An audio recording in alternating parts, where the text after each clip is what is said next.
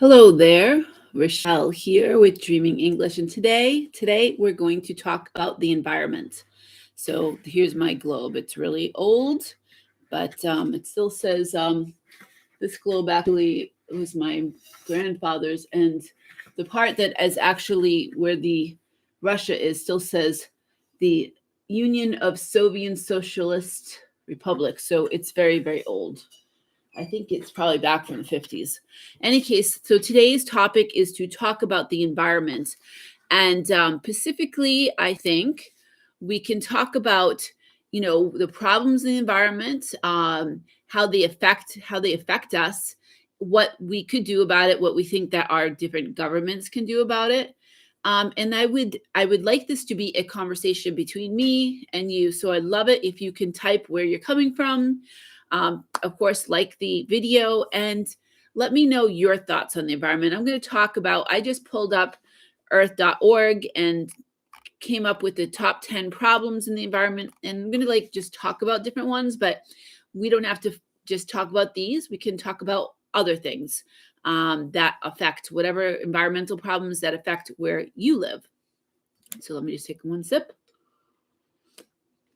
of my tea so that way I can talk. All right, so on earth.org, the first thing that they talk about that is a problem for the government, and not the problem for the government, the problem for the environment is government.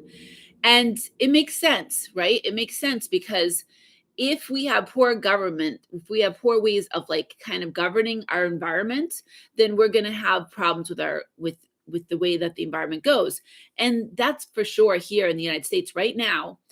They're trying to pass a bill in the House of Representatives and the Senate where I live, right? That would help the environment. That would have $80 billion that would go to helping the environment. But there are tons of people that are fighting that. Hola, Kos, let me know where you're coming from. I'm not sure how to say your name, but please let me know where you're coming from. And Vignesh, thank you so much.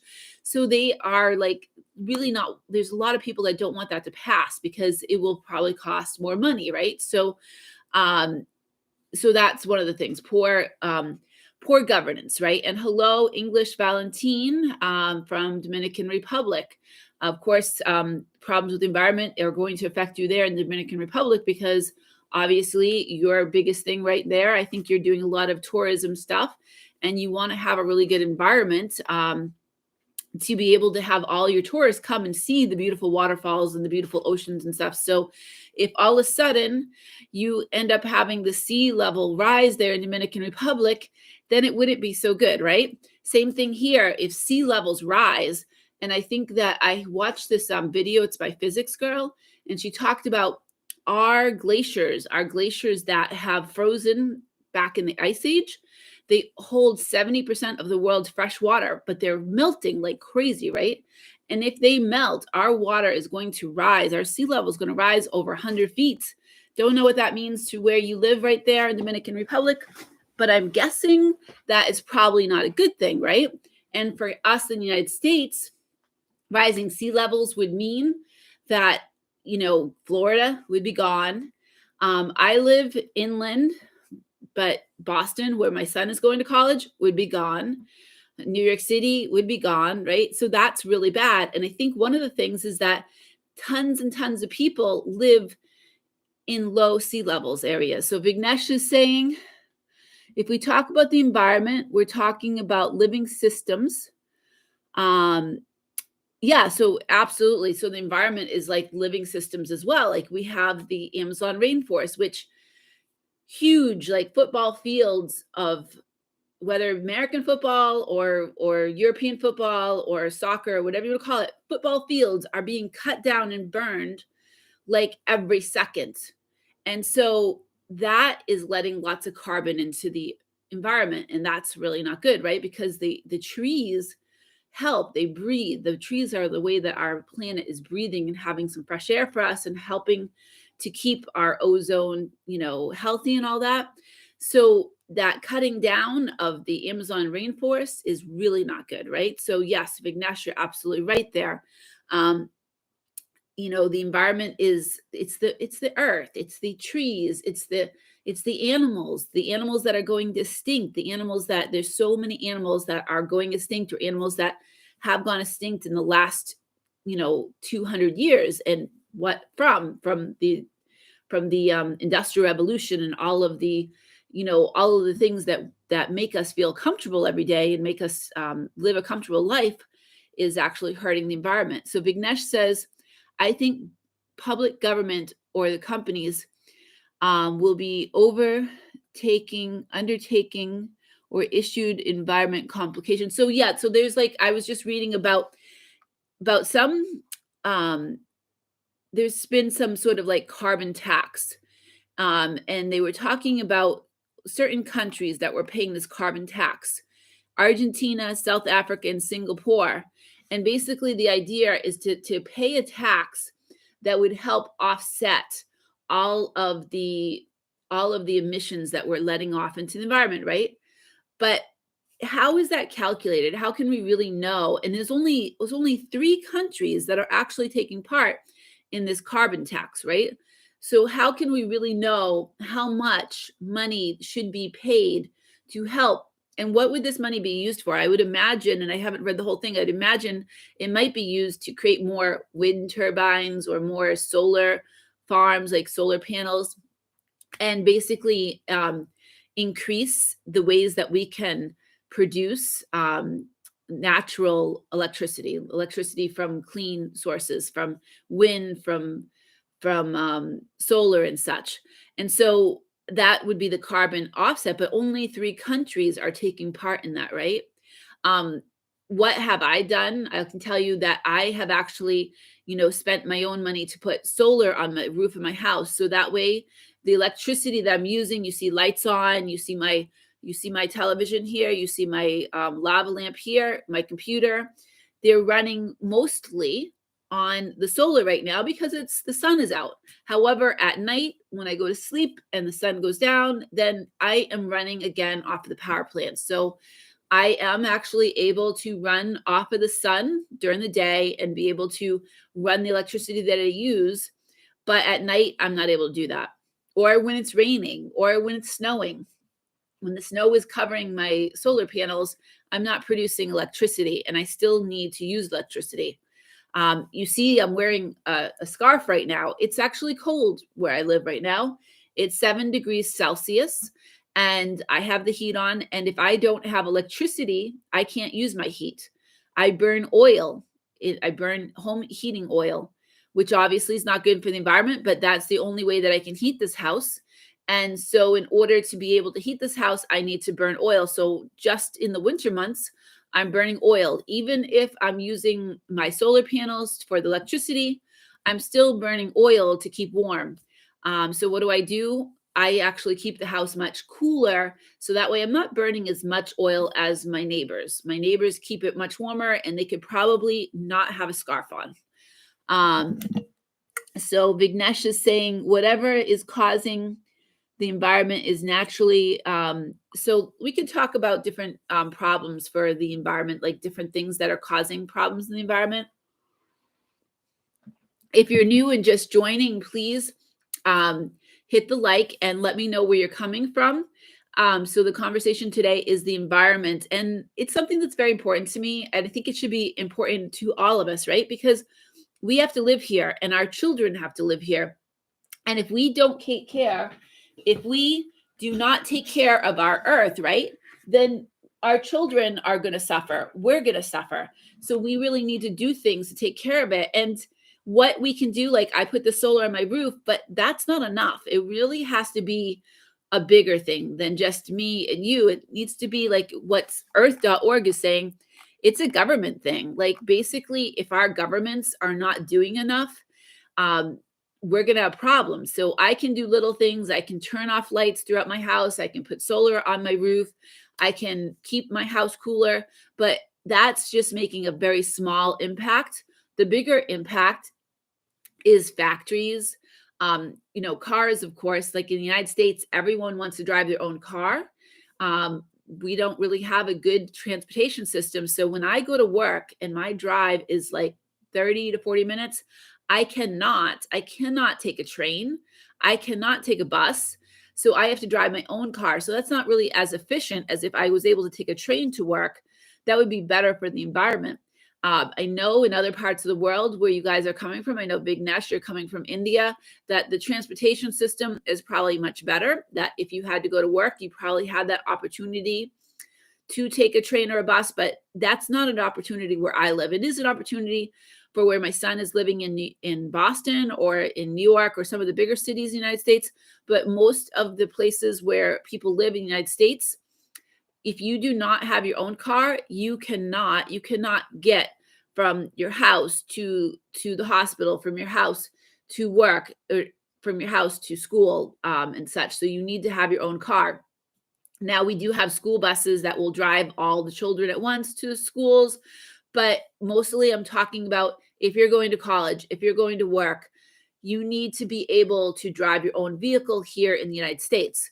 So that's a big problem, and that's a government problem. So if I want better transportation, then I need to write to my government representatives. I need to call them. I need to write to them. I need to let them know that that's important to me. And I also need to try to get my other neighbors to let the representatives know. So hopefully they might make changes. So again, a government problem, and that's what earth.org is saying. The biggest problem is, government, and problems of the government not really handling all these environmental factors.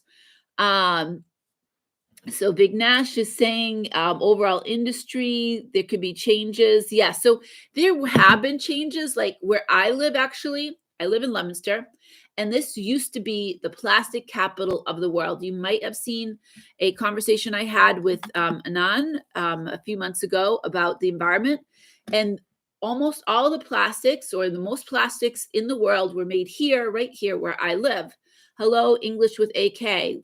Thank you for joining. So what happened is that we were also dumping things into the rivers, or if we were using that river water to cool the engines or cool the machines, and then basically dumping that water back in. So if they were making pink combs that you could comb your hair, then all of a sudden the rivers were pink. And the next day, if they were making green combs to comb your hair, right, then the rivers would be green, and so forth. And we also had down the street in the next town were the paper mills. Same thing was happening. When they were making different color paper, the rivers changed colors, right? So we were polluting our rivers. The smokestacks were just dumping all of this, they were burning coal or burning whatever it was to make all of these machines work in the factories. And they did put things into those smokestacks. I'm not exactly sure. I think they're called scrubbers or something, to try to get a lot of that stuff, that particle matter, to not go into the environment. So there definitely have been changes that have improved things in industry, but there needs to be more changes. Because right now, like, factories are still polluting. There's a certain amount that they can pollute. And there's some places, like right now, in my country right now, they're trying to pass this huge bill that would have $80 billion to improve and have more solar panels and more wind farms and all that. But there is this senator, and I believe he's from Virginia, and he wants coal mines because his people in his state work in these coal mines. So he doesn't want to have this clean energy because he wants the people in his state to have those jobs. So there's like a fight between, we want these people to have these jobs in coal mines, but then everyone else says, okay, we have a problem with the environment. So there's a problem in government, right? And so the problem is then also right there in the industry, where they're burning whatever they're burning to, or using more electricity at the electric plants that is then being transferred to the factories. And water, like the amount of water that people are using just to be able to make all these products that we use. It's crazy the amount of water that's being used. So if you're new here, please let me know where you're coming from. Please hit the like, and please, the topic is the environment and what we can do, what you and I can do to help the environment. So the next thing on earth.org is food waste. Now, that is a really huge problem, especially here in the US. Um, we have places like Walmart where you could go and you could buy like these chicken wings, and you could buy all this food that's ready made and get it and eat it in your car or eat it wherever you want. But every like hour or two, they dump all that food because it's not fresh.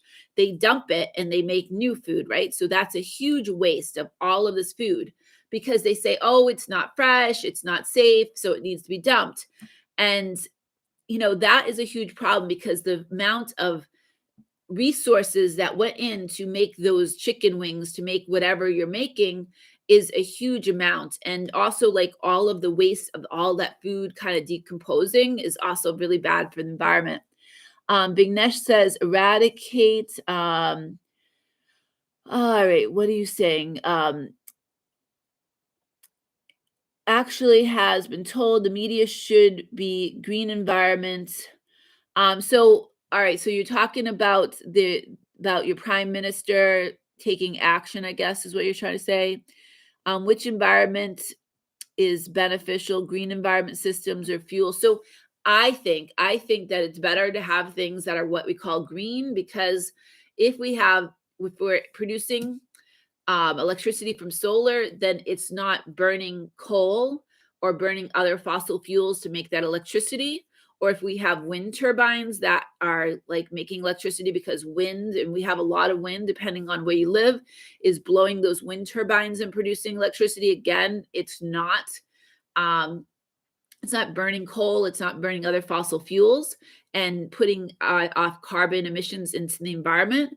There are some arguments that the wind turbines kill birds, that they cause noise pollution. And there are arguments that the actual production of solar panels is really bad for the environment. I've seen it both ways, but I think overall, like, I think as we get better and better at producing like solar panels and producing the wind turbines, then we're going to be more efficient, and we're going to make these very efficient solar panels that are going to be able to replace a lot of the need to burn coal, right? So I think that's a definite plus and a definite thing. Like, I would call that green energy. English with Lila says, English, thank you so much, English with Lila. He has a wonderful channel. I've had a couple conversations with him on his channel. What are the basic responsibilities for human beings to protect our environment? I mean, so I think, yes, in each individual has a responsibility to the environment. We have a responsibility to make sure that we don't litter. Believe it or not, people in the United States just like throw their trash on the ground. And that trash gets blown into our rivers, into our lakes, and so on. We have all these plastic bags in the US. We use plastic bags instead of recyclable bags, and those plastic bags get blown into the ocean. So there's tons and tons of plastic that's in the ocean. So I think taking responsibility to bring your reusable bags to the grocery store. I know in some countries there's no such thing as these plastic bags, so much that everyone is bringing their own reusable bags because that's the only choice. I know when I went to Finland, there was no bags. If you went to the store and you didn't bring your bags, then you weren't going to buy groceries, or you're going to be carrying them all in your arms. But here in the US, I can go to the grocery store, and if I forget to bring my reusable bags, I can just get these plastic bags, and then I can throw them away or I can recycle them. But more often than not, these things are blowing around because maybe even if we throw them away, our trash can gets blown over and it gets out in the environment. Another thing too is, driving. Every single time we drive our car, we're burning gas. We're burning either regular gas or diesel, and that's adding to that carbon footprint into the environment.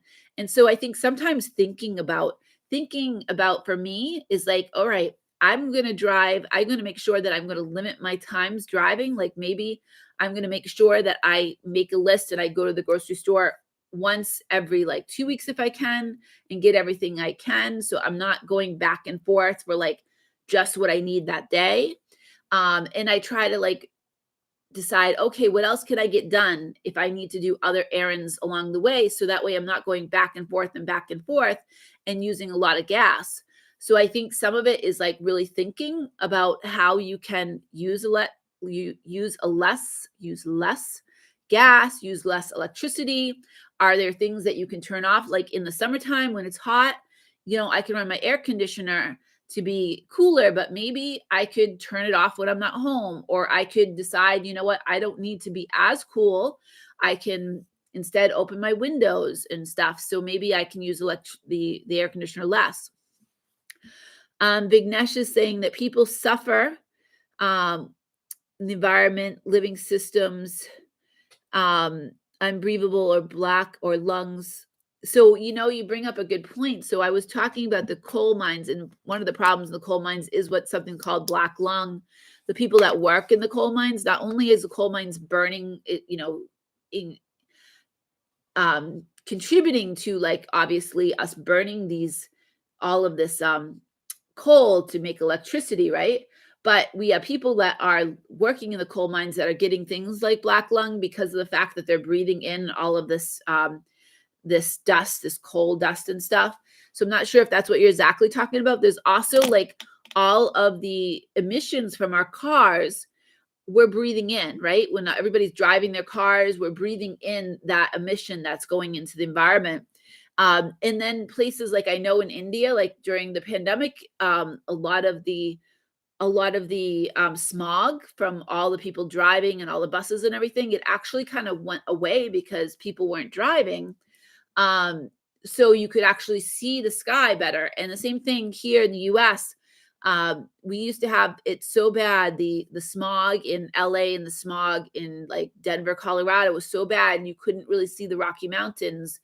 But when we made some changes to, like, there was gasoline tax, and that gasoline tax was to kind of improve that gasoline and clean it up and stop burning what we called lead gas. Or we started putting in these like scrubbers inside of the smokestacks of factories. Then we found that our cities like Denver, Colorado, you could actually see the Rocky Mountains again. So that was definitely an improvement, but it took a lot of like fighting, and a lot of not fighting, like, fighting, but kind of like really advocating to the government to say, we really want clean air. We want clean air for our children to breathe. It took a lot of convincing and a lot of work to get there.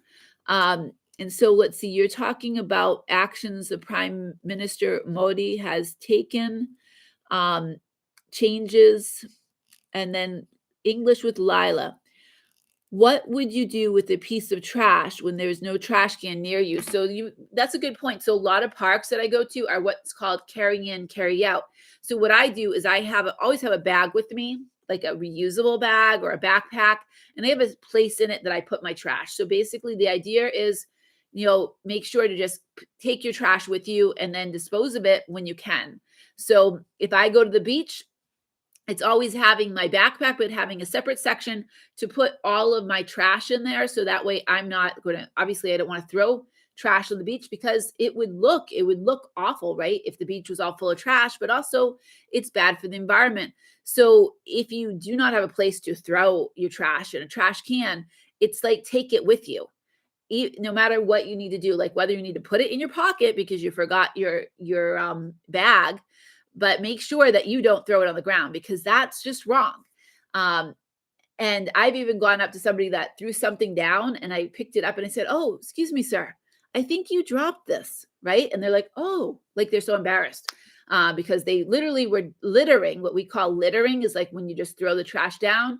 But I was just like, "Oh, you know what? I think you dropped this." Like, So make sure that you have like a bag to bring your stuff. And so when I go hiking, when I go to the beach, when I go to a park, always having a bag with me that I can put my trash and I can bring it back with me. So let me just see. All right, so let me think. Now, Vignesh is saying every country will have issues in the environment system. Yes. And so there's a lot of talk that what we call the countries that had the industrial revolutions first, or the developed countries, like they are the biggest cause of all of the environmental problems. And I will agree there, right?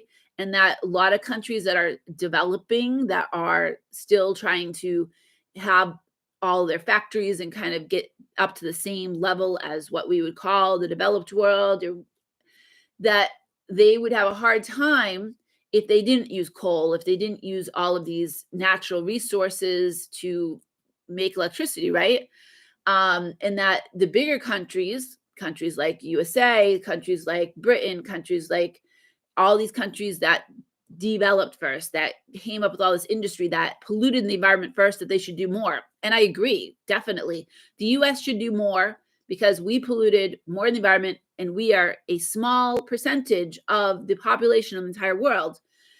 However, like, it's kind of hard. It's easier said than done, right? It's easier said that I think the US should do more. I think Great Britain should do more than other countries that were not the first to have all this industrial revolution and all that, and develop and have all of that.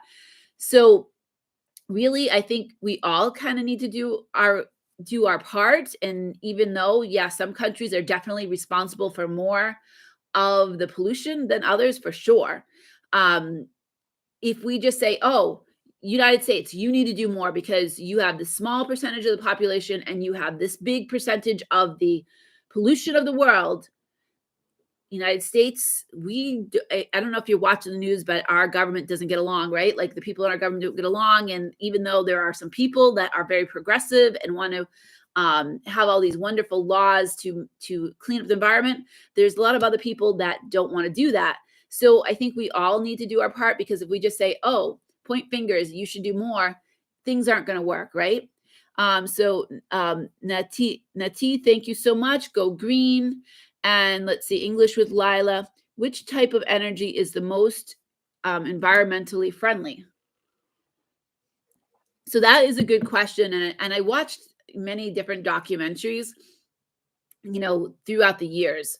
One of the documentaries that I first watched that really inspired me, what was it? It was by Bob Dole, not Bob Dole. It was called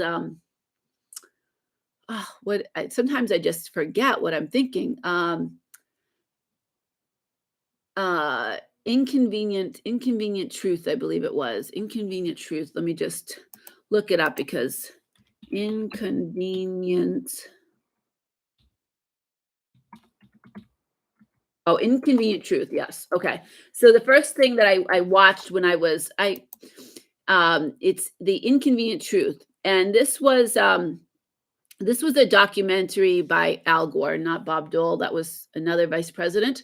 Al Gore. He was the vice president of the United States. And before he got into politics, he really studied environment in college. And so he did this whole thing about how we have this crazy amount of pollution, and how, like, it was like this before the Industrial Revolution. It was like this, and then it was like this, like this. And that we were getting close to this, where if anybody took calculus, and I took it a long time ago, you get to this point that it's just like no going back from there, right? And we are very, very close to, like, where we're too far and we're not going to be able to reverse. Antarctica, all the icebergs and the ice from Antarctica and Greenland and the poles were melting.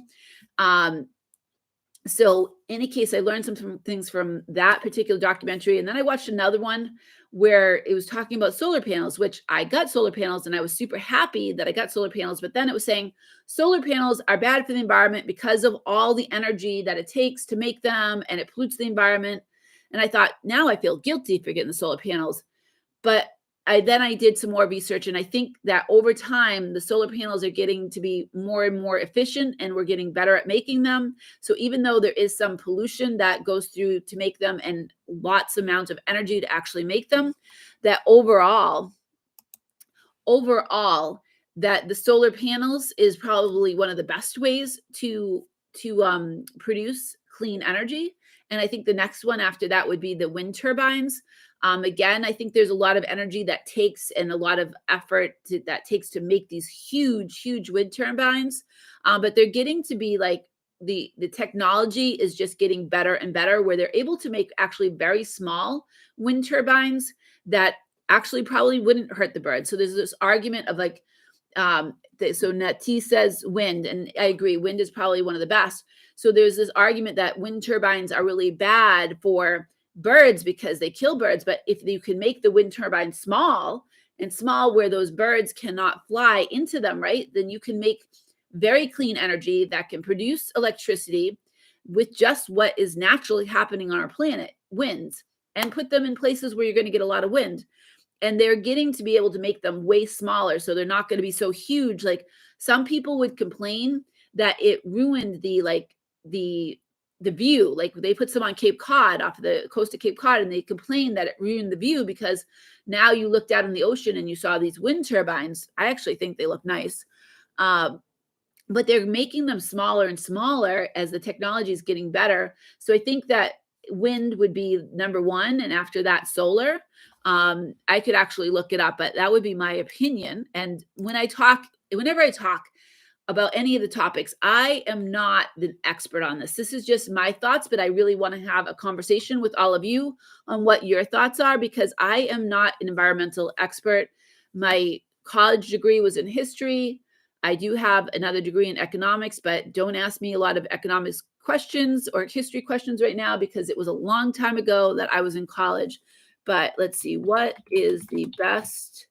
Your question was, what is the best type of green energy?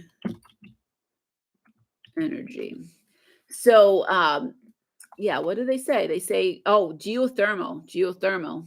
So like the geothermal is like that energy that's coming from like volcanic energy, which obviously is not a possibility for everyone in the world to use because you have to be in the right place to use geothermal. But according to one website, geothermal, yes, of course, you're like using the Earth's, heat underneath. If you have that ability, awesome.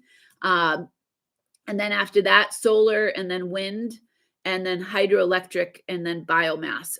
We can talk about each of those. So if you're new here, please hit the like button and please let me know where you're coming from. So today's topic is the environment. Like, what are the problems in the environment? All of this, like global warming. What can we do about it? What do we think that our government should do about it? So I was talking about the different types of power. So wind power, I've talked about that. I talked about solar power. And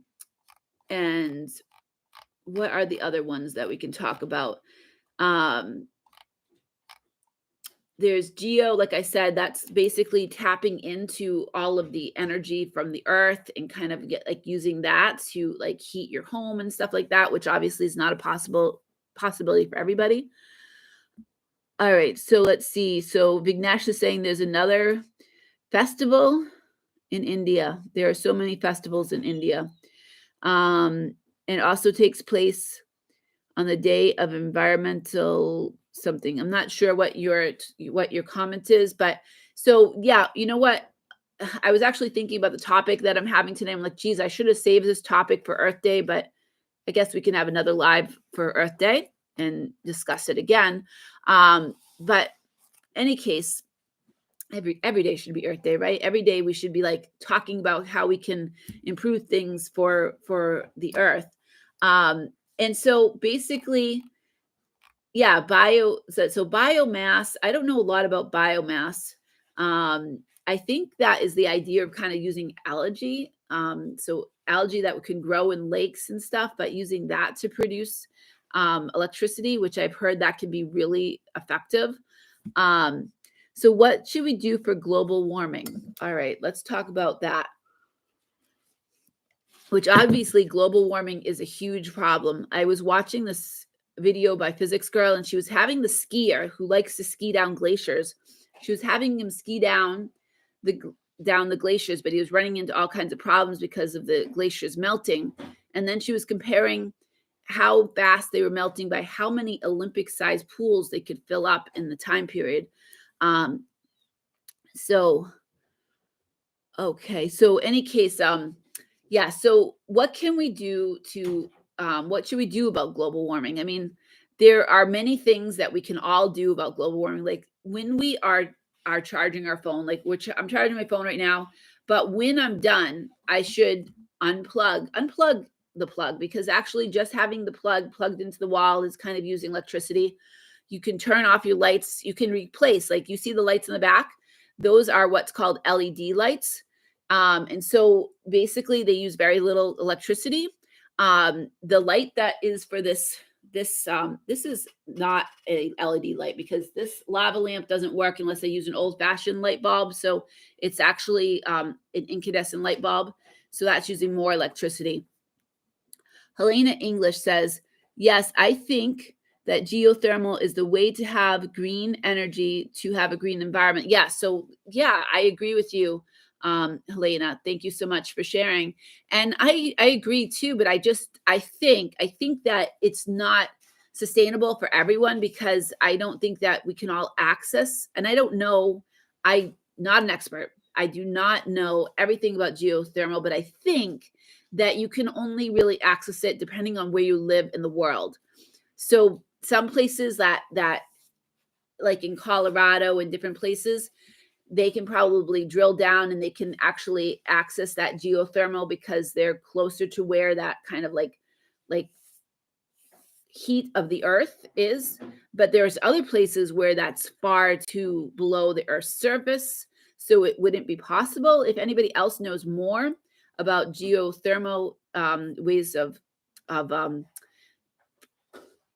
creating electricity, please let me know. But I really think that it's definitely a solution, but it's not a solution for like everyone around the earth, because certain places, like I know here is the United States. You can see that. Here is the Rocky Mountains going down here.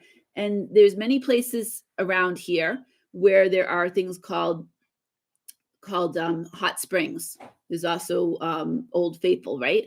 So there's obviously, and all through Mexico and Costa Rica, along the I think the fault lines and stuff, there is possibility of like drilling down and probably getting access to that geothermal heat.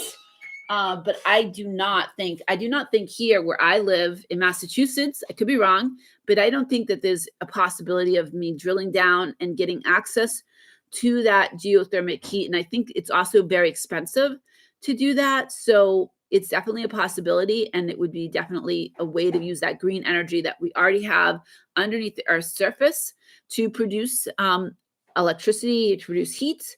But I don't think that it's a way for everyone around the world, like it's a solution for everyone. So environmental awareness, definitely, we need to be aware of the problems in the environment. And there's so many people that do not think that there are problems with the environment. They do not believe that there is climate change, or maybe they refuse to believe that there's climate change because it's not convenient to them. That's why Al Gore named this an inconvenient truth, because facing this, we need to make changes to our lives, right? We need to make changes to maybe the kind of car we drive. Like if I have an SUV, like a big, huge vehicle, maybe I should have a smaller vehicle. Maybe I should live in a smaller house. Maybe I should have less things. So basically, it's an inconvenient truth, because I would have to give up the conveniences of the way I live to be able to help the environment. Hello, Gustavo Alfonso. Thank you so much for joining. And you're fine. I know that I think everyone, I usually hold these for about an hour. So if you're able to join for 10 minutes, or if you're able to join for the whole time, that's fine. I understand everyone has a schedule, and if you miss it, you can watch the stream later. So Alfonso, Gustavo, thank you for joining. So today we're talking about the environment and what we can do to help the environment, the problems that we face. Like I was talking about global warming, and how places like, I have my old globe here, places like, here's Florida right here, right? Florida would be underwater if our ice caps melt. This is a really old globe. Our ice caps melt, right? Our glaciers melt. Florida right here would be underwater. Venezuela, where you live, I don't know if some of the coastland would be underwater, but people that live along the coast And there's a lot of people that live along the coast. They would be underwater. Boston, which is over here where my son is going to school. I know this is probably not that great to see, but in any case, this is Boston over here. It would be underwater if all of these, this is Greenland here, which has a lot of ice and a lot of glacier. We have the poles here. We have Antarctica down here. If this melts, then I don't know how much water, but 70% of the Earth's fresh water is in glaciers right now. And if that melts, like we're going to lose a lot of places where a lot of people live. So let's see. Big Nash is saying natural environment. So basically, okay, so Gustavo says, I live 1 hour drive from the coast. It's very hot. So I also live 1 hour from the coast. And I believe like Boston is like 100 feet, which when I say 100 feet is what we use in the US. This is a foot. This is actually a ruler. So 100 feet. So I probably live 300 of these above sea level, right? So Florida is very low. I don't know exactly how much, sea level, how many feet above sea level Florida is, but it will be underwater. So basically, the sea level, like as these glaciers are melting, then the sea level is going to go up and up and up. And basically places along the coast will be underwater, right? So that is a problem. And, I've had Lila ask, what can we do? I mean, we can make life changes. We can make life changes to our conveniences, to things like Al Gore called his movie in 2006. He called it The Inconvenient Truth because, we live these, especially here in the United States, in Great Britain, or in different places, we live comfortably. We live and we have, in my house, my father has a car. I have a car. We have 2 cars, right? I heat my house with oil. I have a fairly large house. I have air conditioning. To be able to use that, I have to depend on electricity that is produced from burning coal and burning other natural, other fossil fuels, right? So I have to stop living my convenient life. But the bigger problem outside of me and outside of like Lila, who's saying, what can we do individually, is what can the government do? What changes can governments make to improve the environment? Because yes, I can buy a smaller car. I can stop running my air conditioning. I can do these different things. And I actually put solar on the roof of my house, I talked about earlier, that will help. Like right now, you see I'm running my lava lamp that has an incandescent light bulb, which isn't good for the environment. I have my television on. I have the computer on. I have lighting on so I don't look so dark.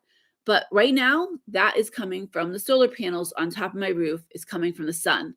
But when I go to sleep at night, the sun is not out. So then I'm using electricity from what we call the grid, right? So what can I do to use less electricity at night? What can I do to use less electricity when the sun is not shining? But then what can the government do? Can they build more? I'm seeing when I drive around, I'm seeing more and more what we call solar farms. And so basically places that maybe there was a business or there was just an empty field, they're putting lots of solar panels. They're putting wind farms. They're putting wind farms on hills. They're putting wind farms. The school that I work in, they have solar panels on the roof, and they're also putting solar panels above the parking lot. So I think with all of these extra solar panels, that's going to be a way bigger improvement for the environment than just my solar panels on top of my roof. I can tell you right now, if I open up, I have an app on my phone that tells me what my solar panels have done for the environment. And let me see if I can share that with you.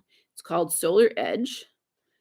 And opening it up right now, it's telling me today I have made 10 kilowatts of electricity. All right. So this is what it looks like. It shows me that it started making electricity at 7:30 a.m. because that's when the sun came out. And and then it gives me this graph. If you can see, this is a graph. You can see it's really high.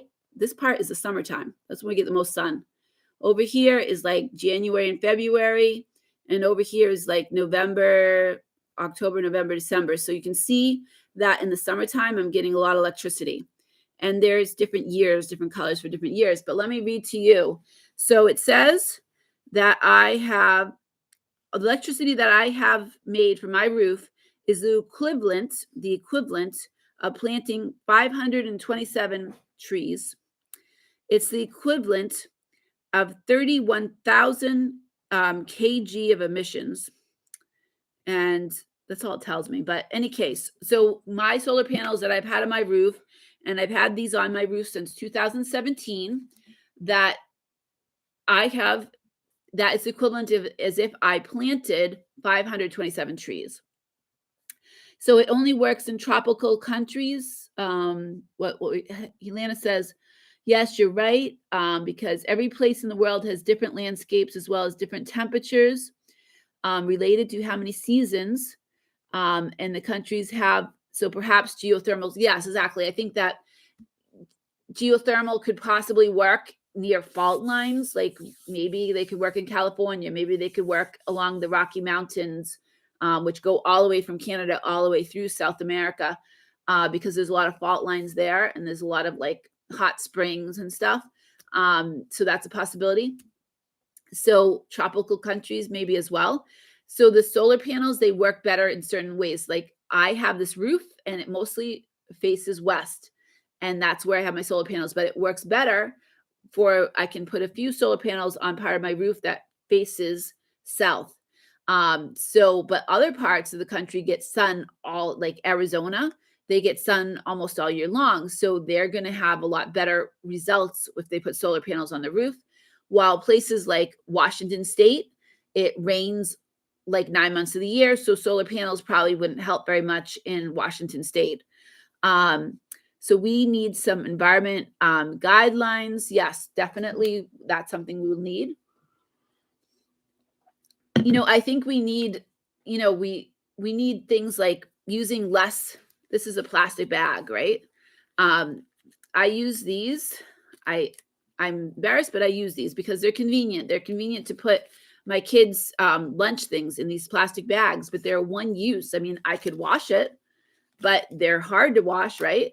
So it'd be better if I use small containers to bring snacks with me. And I try to do that, buy small containers, reusable bags, instead of using one-use things, to be able to use reusable things, to be able to recycle. So Lila was asking things we can do individually. Like I recycle all the time. I get boxes. Sometimes I order things in the mail. Like this was one of these universal yums where we tried snacks from around the world. Well, I'll recycle this. So this cardboard will be made into more paper in the future. And every week I have 2 bins that I put outside. One bin is for garbage that's no good, trash. But the other bin is all filled up with paper. It could be filled up with paper. It can be filled up with cardboard. It could be filled up with different plastic things, like this plastic bottle. We have little symbols on the bottom, which I'm not sure if you can see that, but it's a little recycle symbol, and it looks like a triangle. And so anything like that, I throw in the recycle bin, and I just throw it all together. They send it to some big facility that sorts it all with a big, huge machine. And one thing that they do not want in there are the plastic bags from the grocery stores, because those plastic bags, although they're recyclable, they break their machines. So the plastic bags that I get, if I forget to bring my reusable bags, I need to actually bring them back to the grocery store to get them recycled. So basically, remembering to bring my recyclable bags to the grocery stores, making sure that I recycle everything, making sure that instead of using a plastic water bottle that I'm going to throw away or recycle, I have this metal water bottle, which, by the way, I'm not sure if you can hear this, but it keeps water cold for, let's see, I think it keeps water cold for 18 hours. So it's pretty cool. And here I have my metal thing for my tea or coffee. It will keep my coffee warm for 12 hours. It's amazing.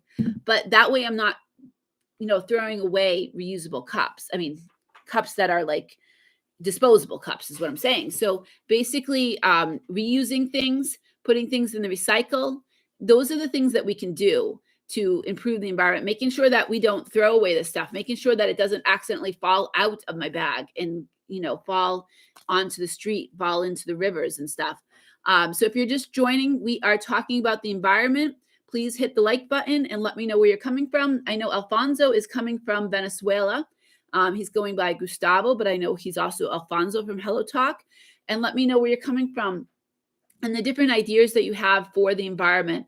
I talked a lot about recycle, like all these little things, like this is floss, this is plastic. So when I'm done with it, when there's no more floss in there, I'm going to make sure that gets in the recycle bin. I have all these pens that my work gives me. Now these, when they're done, I'm going to have to throw it away, but I could instead buy a pen and buy like inserts for the pens that I would reuse, right? Same thing with pencils. There are pencils that you can buy the inserts in to be able to reuse those. So just the idea would be to recycle as much as possible, to make sure that you don't litter, to make sure that when you're done with whatever, if you use this plastic bag, make sure it goes in the trash. Instead of using this plastic bag, maybe you use a little container. So maybe you find a little container, and now this obviously I wouldn't use, but a little container that you can put your snacks in, that you can reuse. Make sure that you have your reusable, water bottle instead of using the plastic bottles. Even if you reuse the plastic bottles, it's really not that good because the plastic, I think it deteriorates. So when you reuse it again, a plastic water bottle, you're going to be drinking some of those little bits of plastic. So all of this plastic is really not good because it never decomposes completely.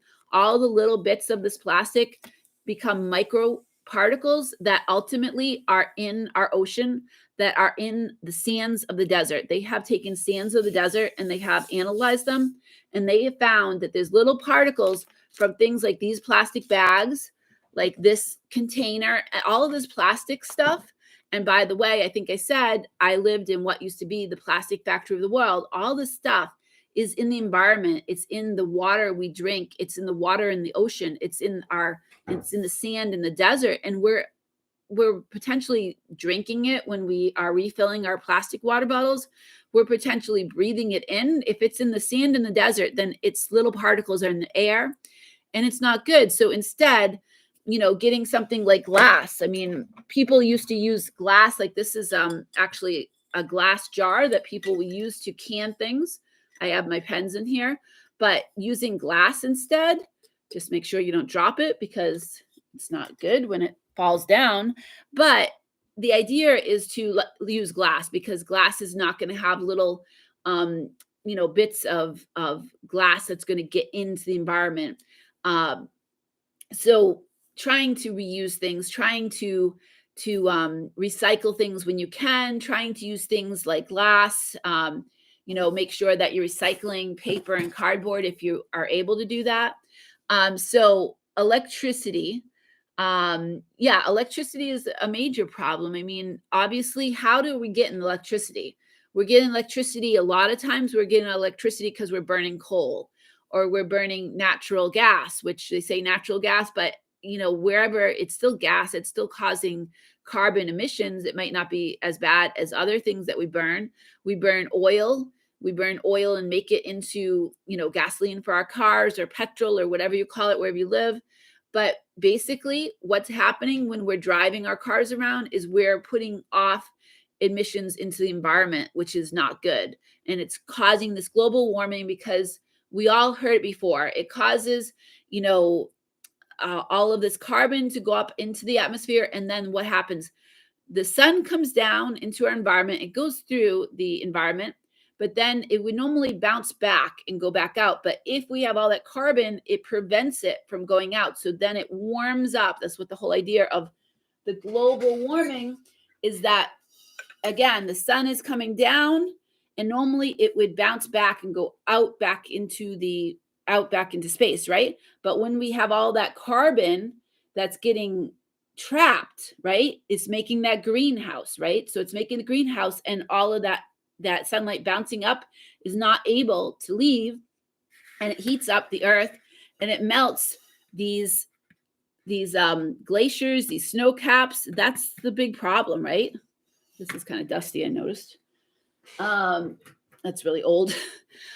So wherever climate could be, so basically, yeah. So there's some people, there are some people that do not believe that there is climate problems, even though we have wildfires like California burning all summer long, and in drought for years, right? We have floods, we have more hurricanes ever each year, hurricanes that are hitting the Caribbean and hitting United States and hitting more than ever. We're going through the whole alphabet. We name the hurricanes after different names in the alphabet, and we're going through the whole alphabet, and we're having stronger hurricanes, the most strongest hurricanes, the most warmer summers, the most snow ever, the most rain ever in the last 10 years, right? Helena English says, yes, I think so. Glass is much better than plastic because plastic needs such a long time to destroy in the soil. So like basically plastic ain't going nowhere, right? A huge problem, right? I have 2 kids and I use diapers. I use disposable diapers. I tried to use cloth diapers, but it's just so difficult. But that's so bad because the disposable diapers aren't going anywhere. They're going to be in the environment. They're not going to decompose for like, I don't know, 1,000 years, 2,000 years. I'm not sure. That's a huge problem. Although I just was not able, I figured instead I'll put the solar panels on. I'll do other things because as a mother, it was just difficult enough to do all the laundry and everything else. But that plastic, those diapers, all of the stuff that we're throwing away isn't going anywhere, especially the plastic. I can look up, but I'm sure you heard the statistics that this stuff is just not going anywhere. There's microparticles of this stuff everywhere in our water, in our deserts, everywhere. If you're just coming, please let me know where you're coming from, like where in the world you're coming from, and hit the like button. We are going to talk for another few minutes because I want to be mindful of time. We're going to talk about the environment.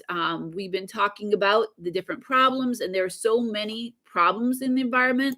I went to earth.org to look up the biggest problems, and we were talking about food waste, there's biodiversity loss, plastic pollution we talked about, which that became a huge problem after World War II.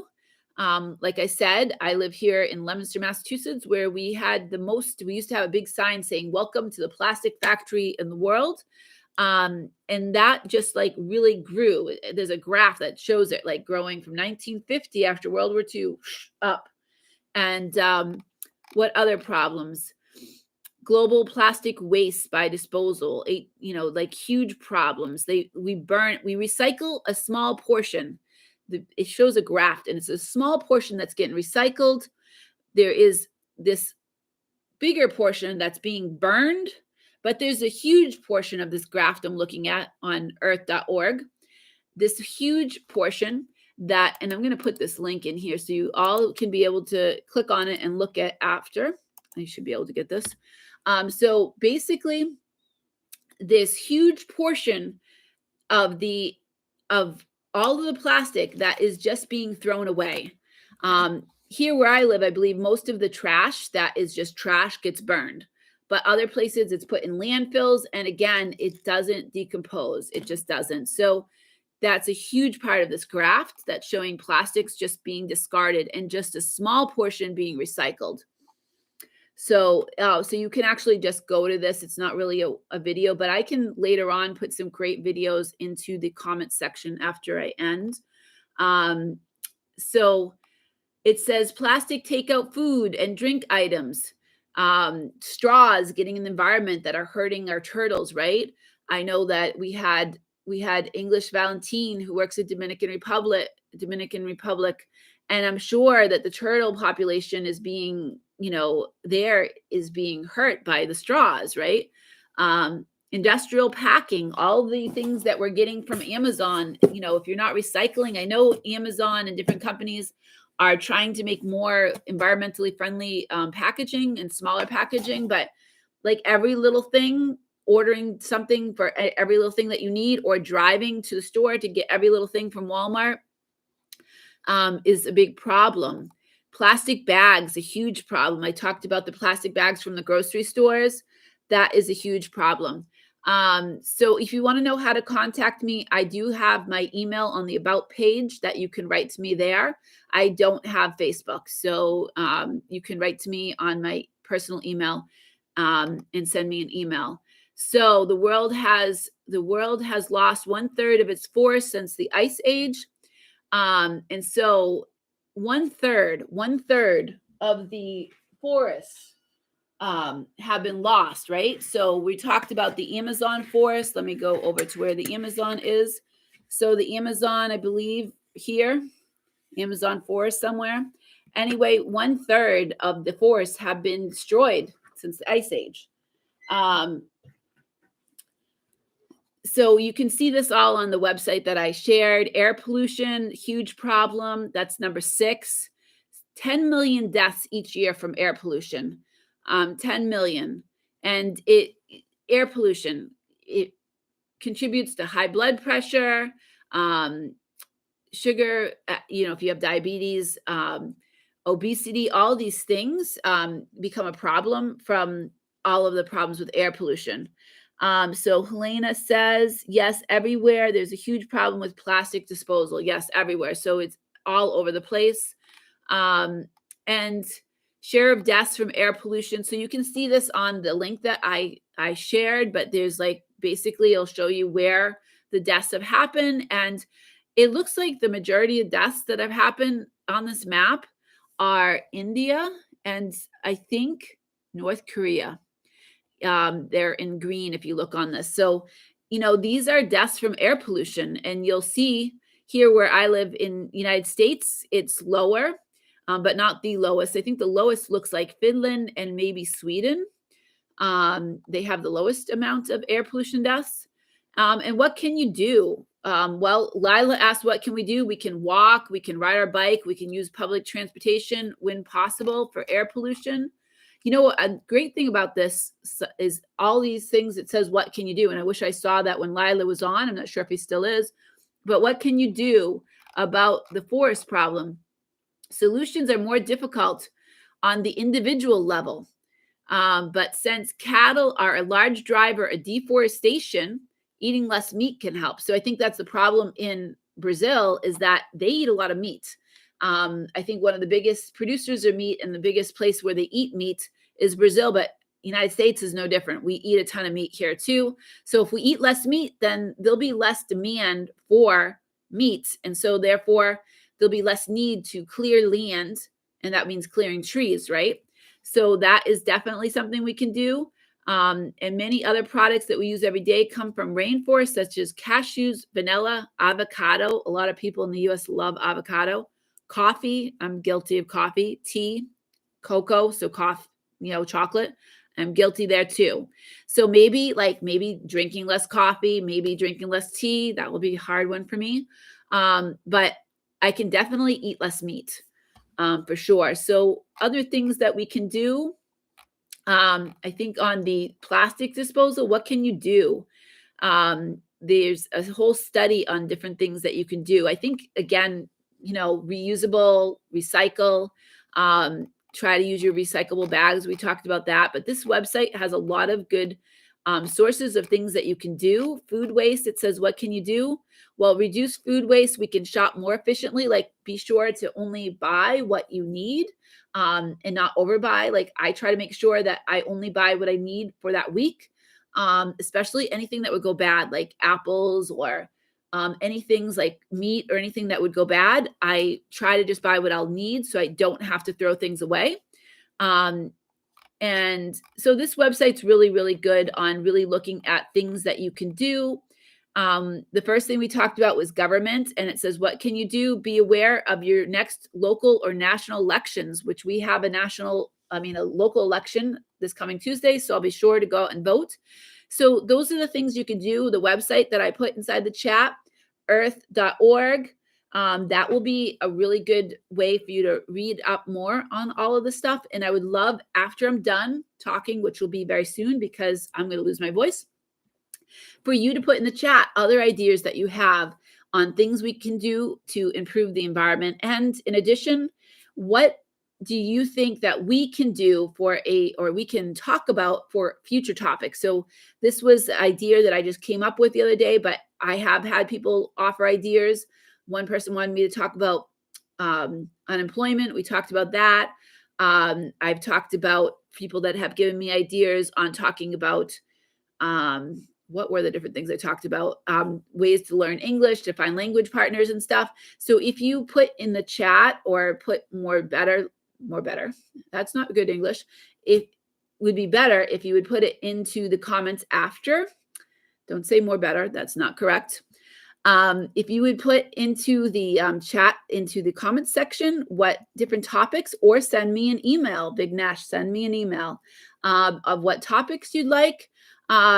Make sure to just keep it as one email a week, please. I will read it and I will take that in consideration. If it makes sense, I will definitely choose that for a future live. And does anyone else have any other ideas, any last comments before I end, as we are running over time?